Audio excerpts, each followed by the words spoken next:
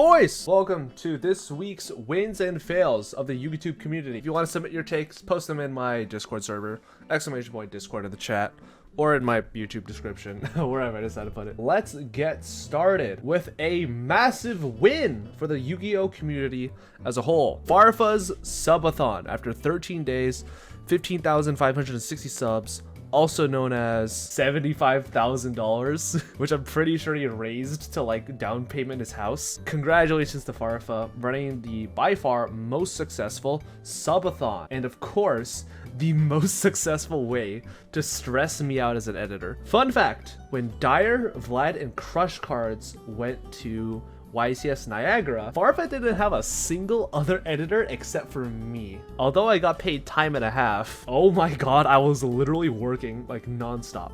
I think I've edited like 15 videos over the past 7 days. I do not want to look at Sony Vegas anymore. I was literally keeping the channel alive. Speaking of Yu-Gi-Tubers, we have a fail on Gage's side. Just got declined a sale of alcohol at Walmart because they have a problem with fake Pennsylvania's IDs. I had to talk to the manager and got waved off until I made a point to scam ID. Still got declined, actually just stunned and never had this happen. Gage kind of suffers from the problem of looking like a 12-year-old and like a 32-year-old at the same time. Milan has a video where Gage just looks like 40 years old. Look at this dude. This is not a good angle for Gage. I'm so sorry. Gage looks like he fucking fought in World War II in this fucking clip. It's crazy. We have Chris Lofton, again, going fucking insano mode on Twitter. Saw an interesting TikTok. Would you send your mother to jail for 1 year for $50 million, but you can't tell her why until after she's out? My answer is a hard yes. Mom's been complaining about working for a while. Now she can have a break and everything forward is free. I don't even know where to begin. I don't even know where to begin with this shit. Base Nesh comes in. My answer is money shouldn't be able to buy people's life no matter the amount. I would rather eat bread and oil, the average Italian diet by the way, for the rest of my life instead of fucking psychologically someone to live a good life. A year in jail isn't buying someone's life. My mom is tired. She has worked for 40 years, 60-hour weeks. I used to work at a jail and a prison. My mom could chill for a year. We are just gonna chill in jail. Jail is just a vacation, chat, trust me. Now, let's talk about a win for the Exo Sister community. If MBT's making a slander meme about you, you know you've come out on top. I will not tolerate a single second more of Exo Sister apologia. Standby phase, Dimension Shifter. Oh, you're so wholesome. Standby phase, Dimension Shifter. Hello, Konami? MBT, you don't understand, Joseph. It's really cool when the waifu deck activates a floodgate.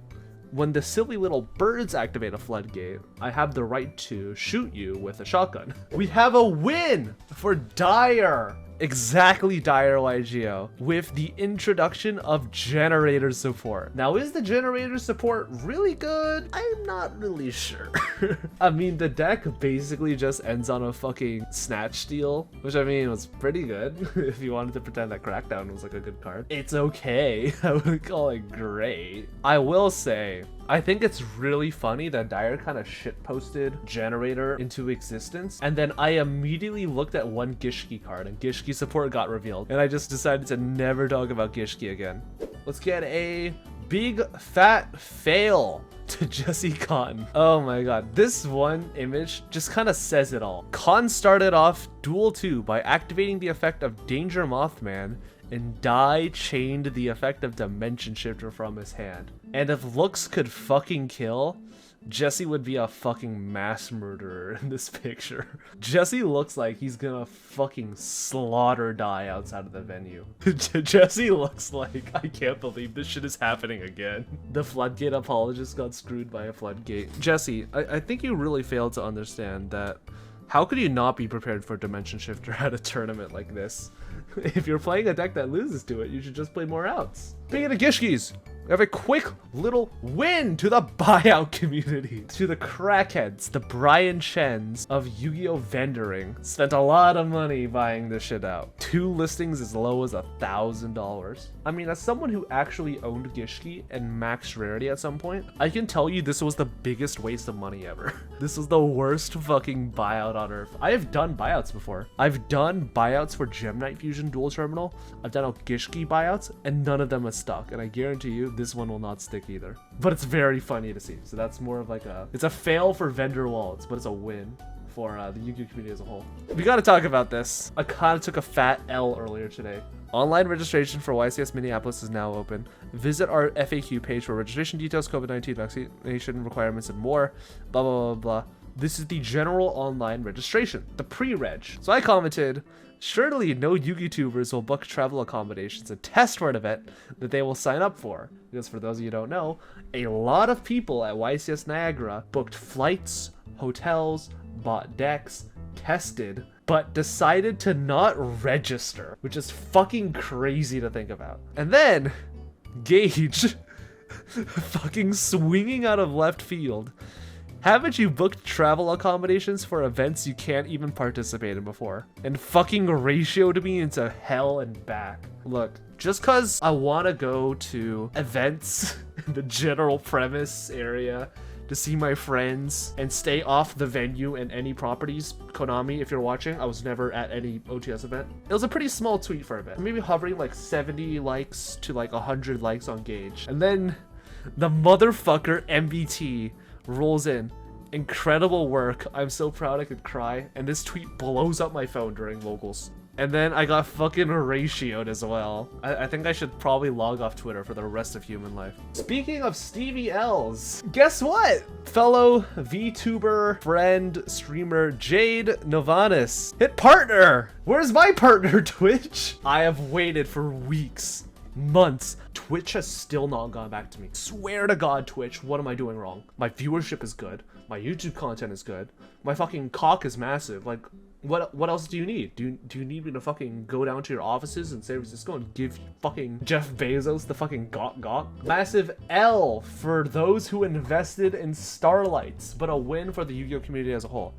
The 2022 Megatins in Europe are foil bleeding so bad, they just straight up look like Starlights. And oh my god, I feel so bad for anyone who's ever bought a Starlight. Also in the Sprint group, how much they can shine in a sleeve. $3 discount Starlight versus what people pay hundreds on. I'm not gonna lie. I think that there's a certain collector value when it comes to Starlights. That collectibles are a big part of what makes Yu-Gi-Oh! The game that it is. You know, the horrible money sink for all of us. But I think it's very funny that they accidentally made a $3 Starlight. We've got a massive L.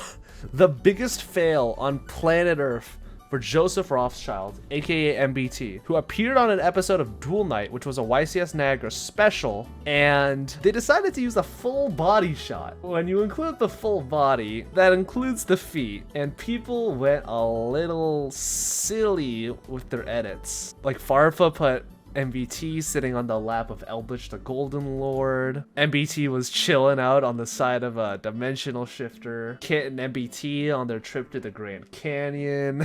Oh yeah, I also did one of these. But yeah, I also stole a meme for my community. Okay, this one was really fucking good. It's okay, I censored the feet. Well, cool, don't show your toes on the internet.